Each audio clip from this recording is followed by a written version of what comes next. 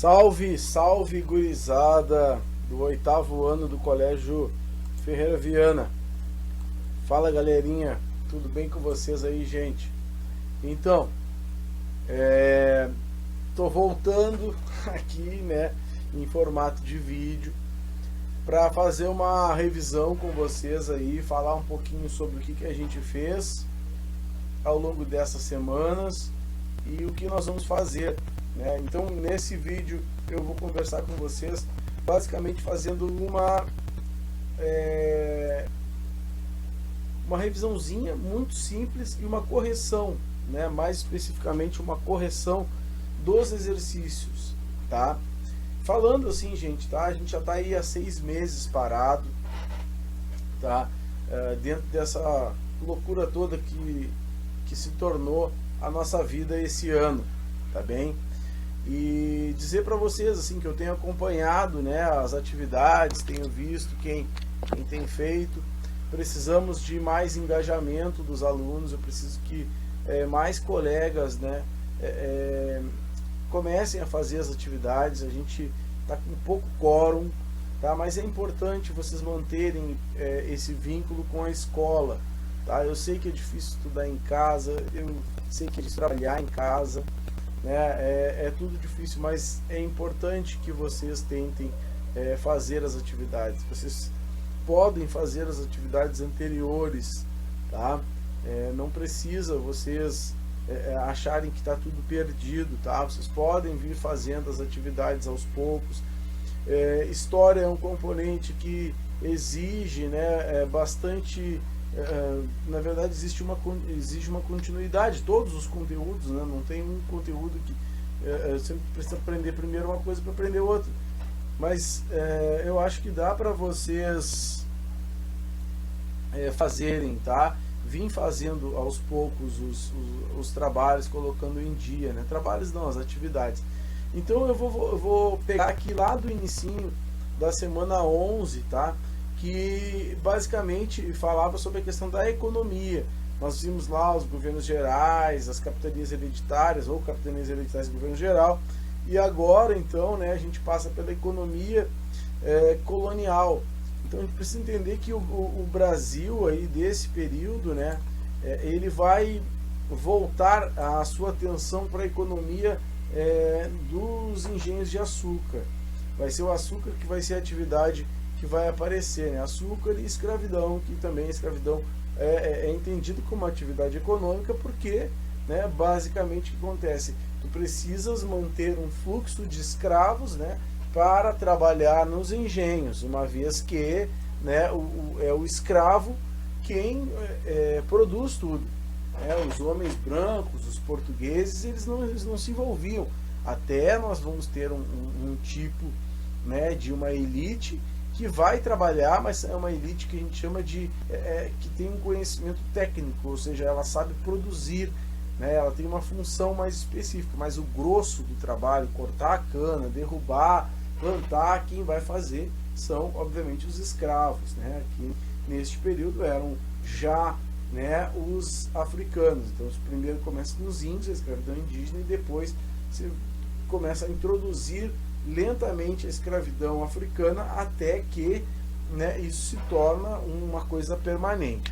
Então eu pedi ali, né, como atividade, depois de assistir os vídeos, né, e ler o texto, eu pedi para vocês elaborar um quadro, um esquema com as atividades econômicas do Brasil colônia. Então era só, né, vocês pesquisarem ali no próprio texto e dizer, né, que a gente tinha comércio, agricultura de subsistência, plantação de açúcar, escravidão, tabaco, especiarias, né, e colocando isso dentro de um quadrinho, tipo elencar ali, né, fazer um esquema, pode ser um quadro, ou pode ser só em tópicos, pode ser com flechinhas. Então era basicamente isso para fazer. Depois, nessa atividade 11 a 12, tá, trabalhava especificamente a questão dos engenhos de açúcar, dando uma atenção maior, né, para como estava estruturado um engenho. Então aqui mostra, né, por exemplo, canavial, moenda, casas de caldeira, casas de fornalha, casas de purgar. Eram espaços né, bem definidos dentro do engenho, ou seja, um engenho, lembrando até lá com a questão, por exemplo, da Idade Média, né, que tinha espaços específicos, o engenho tinha os espaços de produção, tá? Então, quem ocupava, por exemplo, os cargos de chefia das casas de caldeira, fornalhas, eram os mestres, né, chamados mestres. Bom, então a gente tinha uma estrutura, né, com plantações, a Casa Grande e a Senzala, que eram características do homem branco, a senzala onde moram os escravos, a capela, né, onde se rezava, todo engenho tinha uma capela. A estrutura do engenho, ela meio que reproduz a estrutura de um feudo, tá? Só claro, não é murado, né, não tem toda aquela proteção, aquela questão bélica como tinha, por exemplo, na Idade Média, mas a estrutura é muito parecida. Tem que ter uma igreja, tem que ter a Casa dos Trabalhadores Livres, tem que ter a Casa dos Trabalhadores dos Escravos, tem que ter o curral. Então a estrutura é bastante parecida, tá? Aí ele vai falar sobre o funcionamento dos engenhos, né? Aqui a gente tem uma ilustração, né? Moenda, a cozinha do açúcar, né? Os carinhas lá, né? Botando a cana na moenda, a água que movimentava um moinho, né? Já tirando o caldo, aquecendo até ferver a água, evaporar e ficar apenas o néctar do açúcar. Então toda a estrutura, né, a capela, os chiqueiros, estábulos, o canavial, a senzala, então tem toda a estrutura, a Casa Grande do engenho aqui uma outra, tá? E aí também pedia, né, após assistir o vídeo e ler, elabore em seu caderno um esquema de como estavam estruturados os engenhos, ou seja, pode ser formado em desenho, um quadro, um mapa. Então vocês iam pegar esses desenhos e materializar eles dentro de uma estrutura, né, mental ali, com mapas, né, ou pode ser um mapinha mental, pode ser um quadrinho, né, em Casa Grande, senzala, engenho, casa de purgato, tá aí botando ali. Bom, depois desta atividade, nós temos a semana 13, que vai falar um pouquinho sobre a economia secundária, tá? Então, o que é a economia secundária? Obviamente, né, a gente sabe que a principal fonte de economia desse período aí do Brasil colonial, né, foi o açúcar. Mas existiam outros elementos que aparecem até no texto ali, né, da economia, que aparecem como sendo complementos, que a gente vai ver, que vai perguntar aqui. Então, quais foram os produtos da economia secundária do período colonial? Qual foi o papel desempenhado pela pecuária, né? E por que o Brasil não conseguiu criar uma economia forte e diversificada? Então, a gente vai ver que, né, nós vamos ter aqui vários elementos que vão ser complementares ao açúcar. O açúcar é o principal, mas a gente vai ter a pecuária, a gente vai ter as drogas do sertão, a gente vai ter couro, tá? Então esses elementos, tá? Olha aqui, ó, a mandioca, né, um item primordial entre os colonos, principalmente entre os escravos. Então a mandioca é um produto, né, dessa economia secundária. Lembrando, né, que a mandioca é uma coisa muito brasileira, tá? Ou seja, quando a gente compara, a gente vê o que, né, que os povos nativos, tá, de toda a América, nos Estados Unidos, por exemplo, os caras tinham trigo. Na América, os índios, né, usavam muito trigo para alimentação, faziam farinha de trigo. Na América espanhola ali, né, nos povos os incas, os maias, os astecas usavam o que? O milho. Então o milho era uma fonte, faziam farinha de milho. E aqui no Brasil os nossos índios, né, usavam a mandioca, que é a nossa batata, né, e usavam ela, então faziam farinha de mandioca, então, né, a gente vê que são elementos que aparecem ali. Então a pecuária, além da mandioca, né, a pecuária é um produto muito interessante dentro dessa economia. Por quê? Porque a pecuária vai ser, né, usada Primeiro porque o boi vai ser usado para alimentação, mas também para o transporte de cargas pesadas, né? E do boi também tu tira, além da carne, tu tira o couro, que era um outro elemento da economia secundária, né? Ou seja, o comércio de couro é uma coisa muito valiosa, tá? Então tu também tens aí, né, a pecuária e também, ou seja, tu tira, né, do boi tu tira a carne, tu faz o charque, que era utilizado aqui em Pelotas. A gente tem uma relação muito próxima com o charque por causa das charqueadas, né? Mas o charque era utilizado como uma carne, né, barata para a alimentação dos escravos, que precisavam consumir uma quantidade, né, de comida com bastante calorias, porque trabalhavam muito. Então o charque era utilizado como um elemento, tá?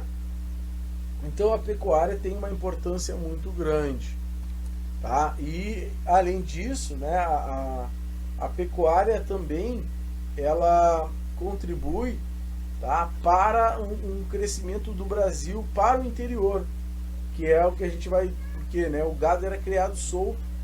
Então depois, com a própria fluxo migratório para o interior, né, ou seja, o gado não tinha fronteira, não tinha limite, então esse gado ia entrando e o homem ia atrás do gado, né, os rebanhos, o gado chucro, como a gente chama.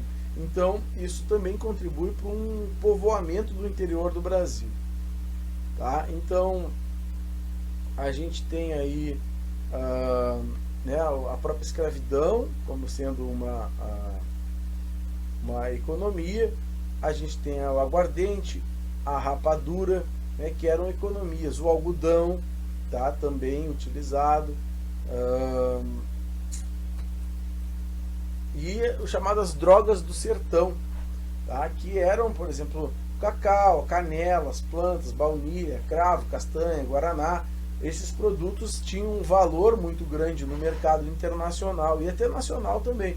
Então eu vejo que a economia, né, ela não era só em torno do açúcar ou depois do ouro, como vai vir. A gente vai ter vários elementos que vão aparecer, né, por trás. Assim, quando a gente vê a economia com açúcar, não, mas tem a pecuária, tem as drogas do sertão, tem o cacau, tem a mandioca, tem, né, a pecuária que eu falei. Então é muito importante a gente dar uma olhada para isso, tá? Então o papel desempenhado aqui, esse gado, né, era criado chucro, solto. Então esse gado vai entrando para dentro, o homem vai indo atrás, vai descobrindo, tá? Depois a questão 3, porque o Brasil não conseguiu criar uma economia forte e diversificada? Que razões o autor apresenta, tá? Aí a gente tem que dar uma olhadinha no texto, aonde que ele vai mostrar isso, tá?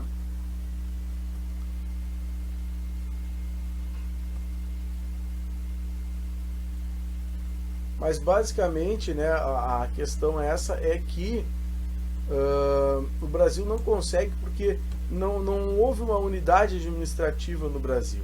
O Brasil foi sendo povoado, né, ao longo da história, então nunca houve assim, um projeto. A gente vê que o projeto, né, de povoamento do Brasil e tal, ele deu errado, né, ele deu errado. Então, o que acontece? Né? As capitanias hereditárias deram errado, os governos gerais deram errado. Então, o Brasil não consegue montar um projeto econômico, porque o Brasil sempre foi visto, tá, como um lugar onde Portugal não esperava muito, tirar muita coisa daqui do Brasil. Portugal toma posse, tem que lembrar que Portugal toma posse do Brasil para não perder o Brasil para a França, para a Espanha, que já estavam aqui.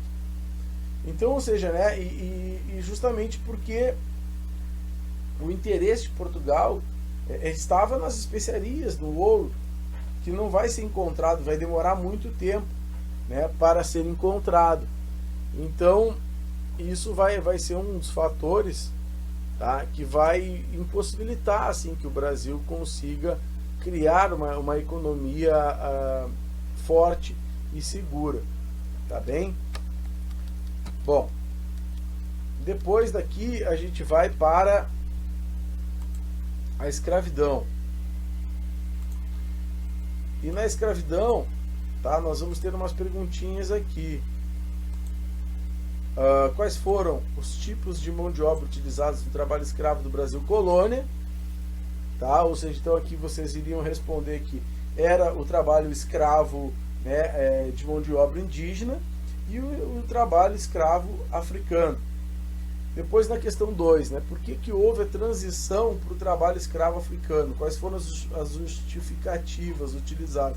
Bom, as justificativas utilizadas para se usar o escravo africano era o fato de que o índio não estava, né, apto para o trabalho pesado. O índio realmente não trabalhava como, né, de forma obrigatória.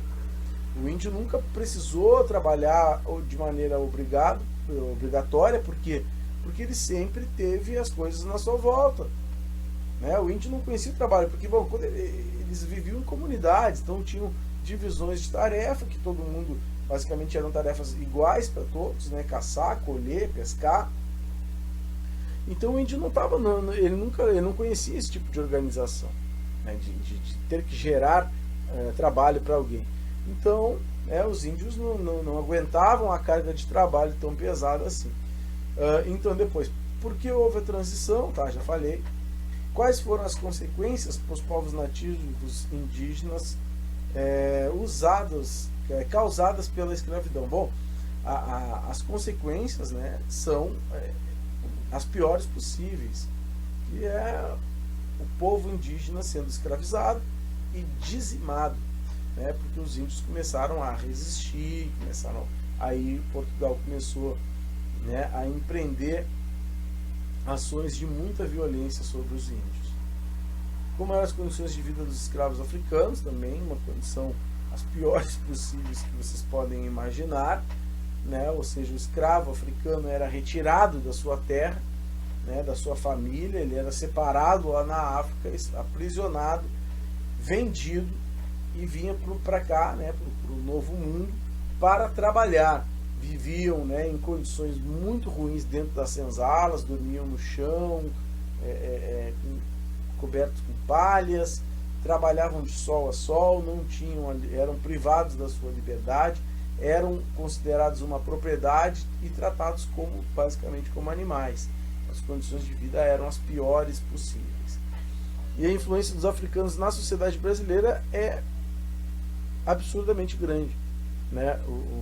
A sociedade brasileira, que tem 52% da população negra, né, é uma sociedade que tem muitos traços, né, muitas características dos africanos. E em qualquer lugar que a gente vai, a gente vê a presença, né, da cultura negra dentro da nossa sociedade. Bom, depois, né, a gente pode citar as religiões africanas e tal, comidas. Depois disso a gente passa para a sociedade mineradora. E na sociedade mineradora, tá, a gente vai ter aqui, porque aí o que vai acontecer? Só para fazer um link aqui de um lado com o outro. Enquanto a gente estava vendo ali a sociedade colonial e tal, o ouro também, o Brasil também é colônia. Só que o ouro vai gerar vai ser tudo que Portugal sempre quis do Brasil.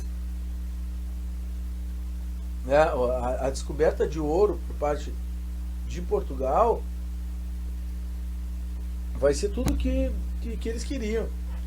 Embora esteja aí 200 anos quase, né? Assim, o Brasil 1500, você vai ter aí no século 1700 e pouco a descoberta do ouro no Brasil. Isso vai causar aí muito interesse de Portugal pelo Brasil. Tá? Então Portugal vai precisar olhar para o Brasil para organizar administrativamente o Brasil, porque como vocês sabem, a gente tem falado aí, visto os vídeos, o Brasil era uma várzea, não que ele seja organizado hoje, né? Mas, ou seja, o Brasil era aquilo que eu falei ali. Portugal só tinha ocupado o Brasil, não tinha organizado, pensado uma estrutura, né? Só que agora tem ouro, e onde tem ouro tem muita gente interessada.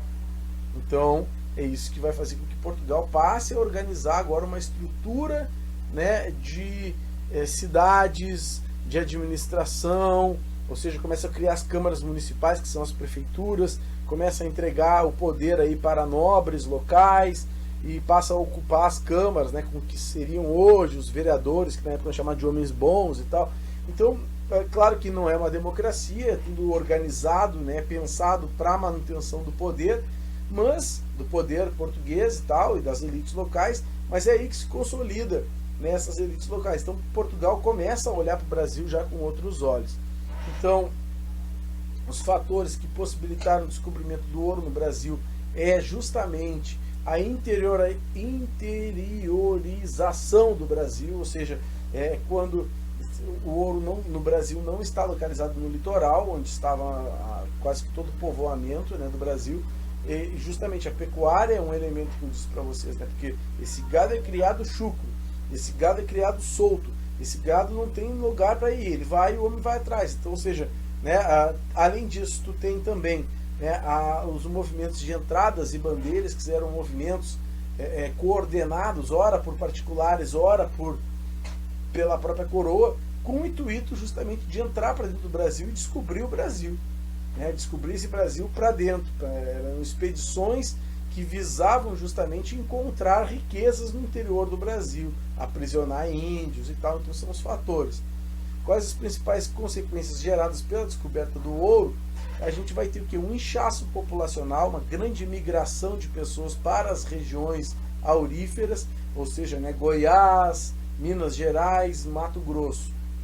Que medidas o governo tomou para organizar a exploração do ouro na região? Então, essa aí eu já falei, né? Olha só, foi a criação da Intendência das Minas, estipular, né, uma porcentagem do tributo, que é o quinto, ou seja, né, que era basicamente taxar, né, tudo que tu tira, tu tens que deixar uma porcentagem para o governo. Então, né, tu vai ter aí, ó, a distribuição de terras, ó, né? Então, além da formação de uma nova composição social, houve também um novo sistema de fiscalização, especialmente para a atividade mineradora. Começava com a política de distribuir terras, que eram repartidas e dadas, ou, né, em datas ou lotes para exploração. Cada arrendatário de lote tinha o direito de explorar as jazidas de seu domínio, desde que respeitasse o regimento dos superintendentes, né? Então, Portugal passa, porque o que acontece? Quando se descobre ouro, isso gera o que a gente chama de corrida do ouro.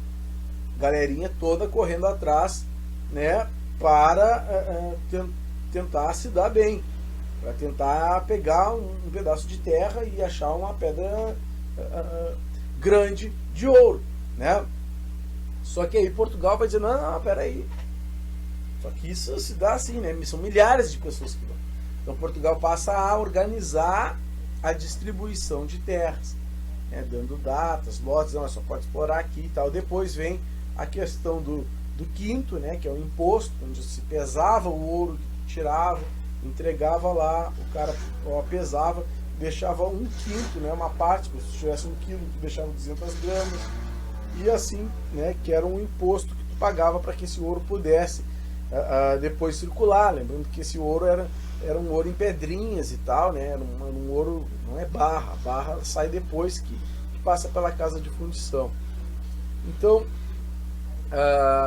a derrama foi um imposto, né, seria basicamente a cobrança de todas as dívidas dos impostos, porque ela foi pensada já dentro de um contexto de crise da região mineradora. Lembrando que isso vai entrar vai gerar um problema, né? Porque esses caras começam a explorar, tu tem um auge e depois tu tem um declínio. E nesse declínio está relacionado com a escassez do produto, que se esgotava, né? Não tinha mais recurso da natureza, e também, obviamente, que quando não se tem mais recursos, tu começa a ter mais dificuldade de pagar os impostos e tal. Esses caras começaram a atrasar os impostos, e o que a coroa fez? Mandou cobrar todos os impostos de uma vez só, né, de maneira autoritária, de cima para baixo. Bom, e por fim, a gente entra no iluminismo, que é esse movimento, que tem um vídeo lá que eu passei para vocês, que é um vídeo meu, que eu gravei tá, sobre o que é o iluminismo. Esse movimento importante que vai ter muita influência dentro da sociedade mineradora, que a gente vai ter lá em Confidência Mineira e tal, né, que é um movimento de caráter liberal, separatista. Então, né, explicar o que é o iluminismo. O iluminismo é um movimento filosófico, né, intelectual, de valorização das liberdades individuais. Então, o que eles defendiam? Defendiam a liberdade de expressão, a liberdade religiosa, a liberdade de opinião, a liberdade econômica, principalmente. E por que os iluministas criticavam a igreja do sistema absolutista?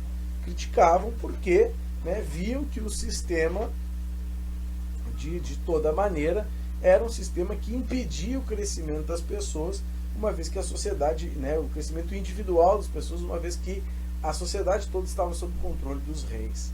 Tá, gente? Então, já estamos aqui com quantos minutos? 26 minutos. Passou um pouco do tempo, está passando todos, eu não consigo fazer com menos tempo, né? Então eu falo demais. Eu acho que é isso, tá? Eu espero que vocês aí tenham ajudado, o vídeo tenha ajudado vocês. Espero que vocês estejam bem aí na casa de vocês. Eu estou com bastante saudade aí das nossas aulas, das nossas conversas, das nossas brincadeiras aí em sala de aula. Espero que a gente possa se ver o mais rápido possível, mas com segurança. Tá bem, gente? Um forte abraço e se vocês tiverem dúvida, me chama lá, manda uma mensagem ali que eu vou respondendo, tá? Abração aí para todos vocês.